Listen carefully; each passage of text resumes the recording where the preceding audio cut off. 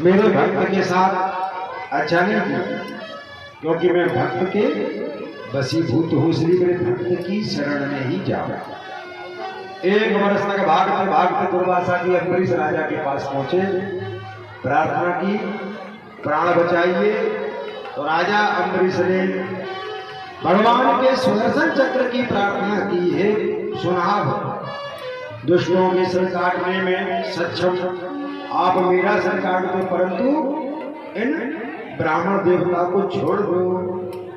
उसी समय भगवान का आशीष चक्र शांत हो गया। दुर्वासा जी ने भगवान की जय जयकार की और राजा की जय जयकार की और दुर्वासा जी चले गए। बोले बंसी वाले की जय। इन्हीं के वंश में आगे चलकर एवं रूपाण उत्कृत्य काला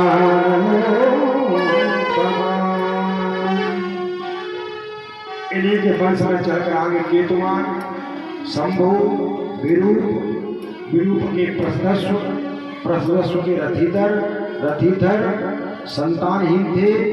एक बार मनु महाराज के छींकने पर एक इक्ष्वाकु नाम का पुत्र उत्पन्न हुआ और उन इक्ष्वाकु महाराज के 100 पुत्र हुए। उनमें सबसे बड़े 3 थे, विकुक्षी, निमि और गंडक। विकुक्ष के पुत्र का नाम पुरंजय का पुत्र अनैना के पुत्र प्रधु के विश्वरंग, उनके चंद्र के युवनाश्व। यह वही राजा युवनाश्व है जो ऋषि मुनियों ने जल तैयार किया पत्नी के लिए, पुत्र होने के लिए, परंतु गर्मी का समय था, रात में लगी प्यास और युवनाश्व महाराज उस पानी को पी गए। सुबह ऋषि मुनि आए, पूछा जल कहाँ गया, तो महाराज युवनाश्व बोले कि पानी तो हम पी गए। ऋषि मुनि बोले महाराज गर्भ आपको ही होगा। राजा के पेट में बच्चा पड़ गया, क्योंकि यज्ञ का प्रभाव।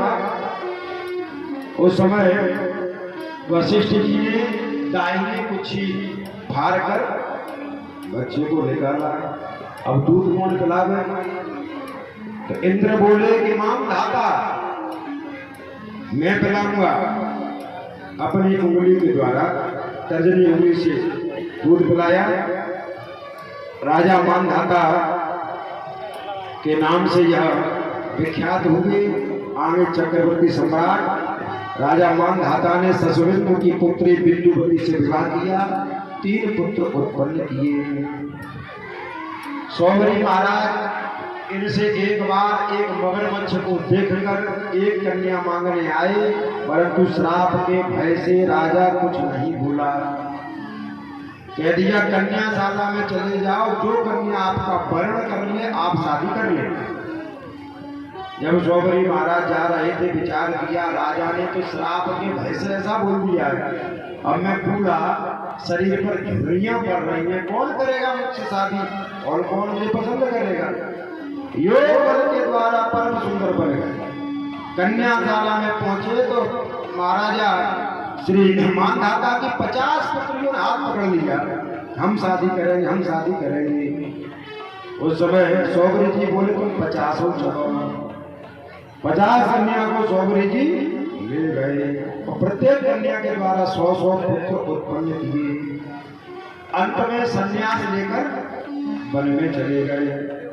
इन्हीं मानधाता के अम्बरीश और अम्बरीश के योगनाश्व, उनके हरित के पुरकुत्स, उनके त्रिदस्यु, उनके अरण्य के अरुण के पुत्र त्रिभंधन, उनके पुत्र सत्यव्रत के त्रिशंकु। ये वही महाराज त्रिशंकु हैं जिन्होंने गुरु वशिष्ठ से कहा कि हमें सदैह ऐसा यज्ञ करवाओ तो स्वर्ग में भेज दो। गुरु जी ने कहा जिसका संसार में जन्म हुआ है शरीर यही छोड़ना पड़ेगा, इसलिए गुरु जी ने मना किया। गुरु जी की बात नहीं मानी तो गुरु जी ने श्राप दे दिया तुम्हारा शरीर चित कबरा हो जाए। विश्वामित्र जी से यज्ञ करवाया।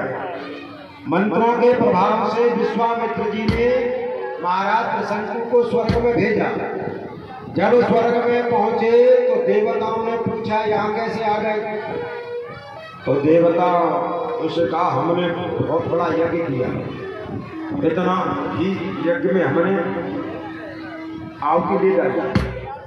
देवता बोले अपनी वाणी से बखान करने पर पुण्य क्षीण हो जाता है। आज हम जैसे कोई धर्म कार्य करें, पूजा पाठ करते हैं, दूसरे को अन्न खिलाते, अपनी वाणी से कभी नहीं बोलना चाहिए, पुण्य नष्ट हो जाता है। संसार में दान कौन सा श्रेष्ठ है? गुप्त दान, गोपनीयता से दान किया जाए, वह दान संसार में श्रेष्ठ है। इसलिए देवताओं ने वहीं से पटक दिया। चल रहा है महाराज कृष्ण को बचाओ बचाओ विश्वामित्र जी। विश्वामित्र जी ने मंत्रों के द्वारा वहीं पर न ऊपर के रहे न नीचे के, इनके वंश में आगे राजा हरिश्चंद्र हुए। राजा हरिश्चंद्र जी के विषय में तो सभी जानते, सत्यवादी। इन राजा हरिश्चंद्र के भी पुत्र नहीं हो रहा था, तो मित्रा वरुण जी का आह्वान किया कि आप कृपया करके हमारे यहाँ एक पुत्र हो जाए तो हम आपका यज्ञ करेंगे, उस यज्ञ में उसी पुत्र की देंगे बलि। तो हो गया पुत्र। अब आ गए वरुण जी, करो यज्ञ हमारा। तब क्या बोले हरिश्चंद्र जी कि अभी बालक का तो अभी जात कर्म संस्कार भी नहीं हुआ। ये जात कर्म संस्कार चलता है 10 दिन तक। पहले जात कर्म संस्कार तो पूरा होने दो, 100 बरूबर निकलेगी तो देखेंगे बाद में।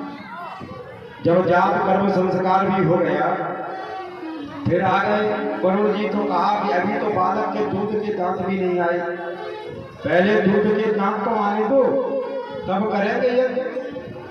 जब दूध के दांत भी आ गए तो फिर वरुण जी आ गए।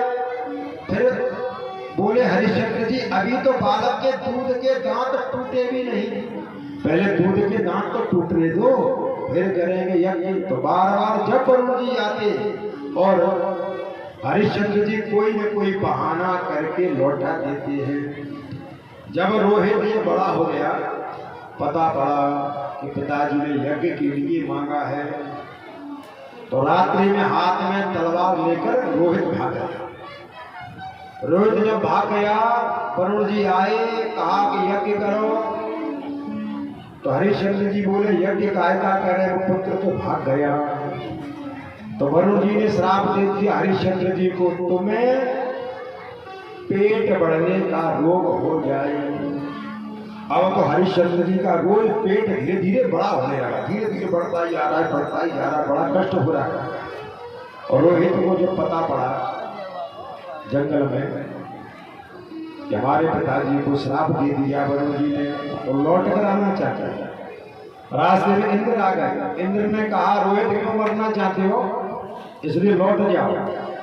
षष्ठम संवत्सरं तत्र चरित्वा रोहितं पुरां उपव्रजन् जीवतां दक्षिणान् मध्यतं शतं। जब जब रोहित आवे उस समय इंद्र बार बार आ जाए, 6 बार।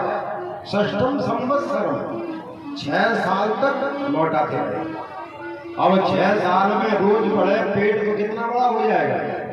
हरिश्चंद्र जी का पेट बहुत बड़ा हो गया, ना चल पाते न बैठ पाते।